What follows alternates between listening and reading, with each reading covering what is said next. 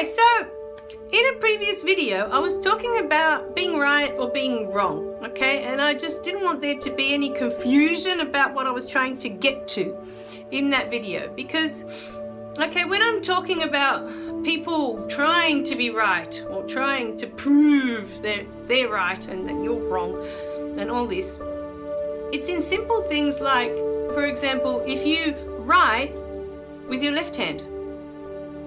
You know, for the longest time going through school, kids weren't allowed to write with their left hand. They had to write with their right hand. They were forced to try and write with this hand that felt awkward to them. You know, they naturally wanted to write with their left hand, but that was considered wrong. You know, and so they were pushed and forced to try and use this right hand. You know, another example is, you know, like from my culture, I always eat with my fork in my right hand. And my husband's culture, he always eats with his fork in his left hand. And he's been going on for years that that's wrong. That culture, not culturally, but what's the word? Well, anyway, that it's wrong. Okay, that there is a set way that we should be eating with a fork in one hand and a knife in this hand. And that I've got it all wrong. Even though my whole family and all my culture, you know, all the people in the country where my parents come from, they all eat the same way, right? Fork in the right hand, knife in the left hand. And so my whole point was that, okay, that in having that discussion and going on and on about you eating with the fork in the wrong hand, or you're writing with the pen in the wrong hand, all these things and trying to prove, okay, and shove your opinion down their throat that this is the way that it should be done. Honestly, I ask you, okay, does it make you a better human being if you write with your right hand? Does it make you a better listener? Does it make you more compassionate? Does it really matter? That's basically what that video was about. You know, choose your battles. Is it something that's going to affect someone in a way that's going to awaken them? That's going to make them see who they really are? Is it something that really matters? You know, if I eat with my fork in my left hand, how does that make me a better person? How does it make me any less of a person?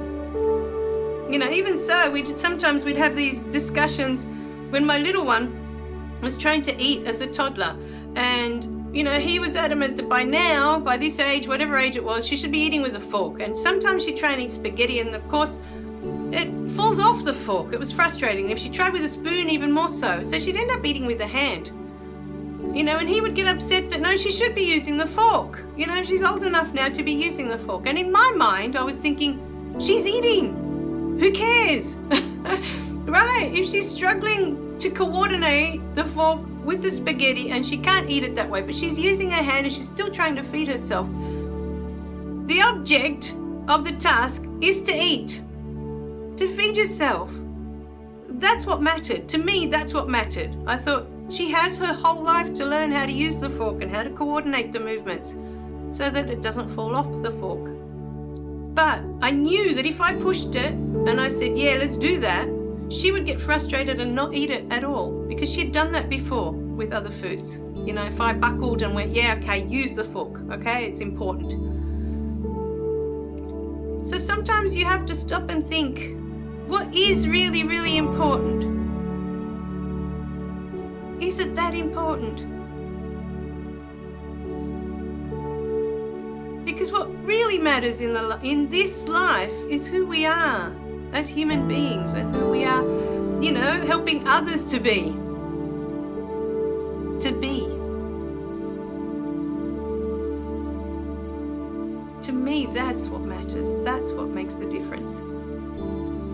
You know, when my little one couldn't pour the milk and I would get frustrated and, you know, and rant, she stopped doing it eventually. You know, after about 2 weeks, she stopped trying to pour the milk because she knew that I would go off the handle because of the mess that was made. But I wasn't allowing her, I wasn't giving her her space to learn how to do it, how to coordinate the movements to get it right. And it's going to take many wrong goes. And as a piano teacher, I should know that. It's going to take many wrong goes, many fails before it works. It will.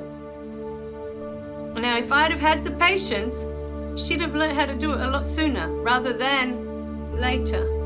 You know, sometimes we stop people from evolving. We stop others from growing because we're focusing on stuff that really, at the end of the day, does it really matter? You've got to ask yourself these questions, these little things that you're fighting over, that you have to prove that you're right. Is it really that important at the end of the day? Is it going to change someone's life? Are you going to help them to see who they really are? Is it going to help them in any way? Or is it just to prove that you're right? And what is it that you're trying to prove? When you're trying to prove that you're right all the time and you're getting into these arguments with people to prove that you know the truth of it, you know the way it is, the right way to do it. What is it that you're really trying to get to? You've got to stop and look at your behavior. Where are you going with it?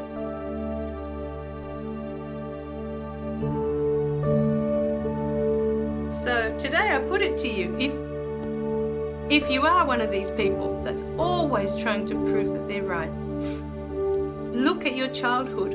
What has been going on in your childhood that you feel this need now? That you can't be wrong, or that someone else can't be wrong, if you want to call it that. They can't do things the wrong way. Why does it bother you so much? All right, my darlings. So, yeah, very interesting question for you out there. Why is it so important? Let me know in the comments. I'd be very interested to know. Why? Why do you need to prove that you're right and they're wrong? Alright, I love you guys. Remember to click like and subscribe below so you don't miss any of the messages, and I'll see you in the next video. Bye for now.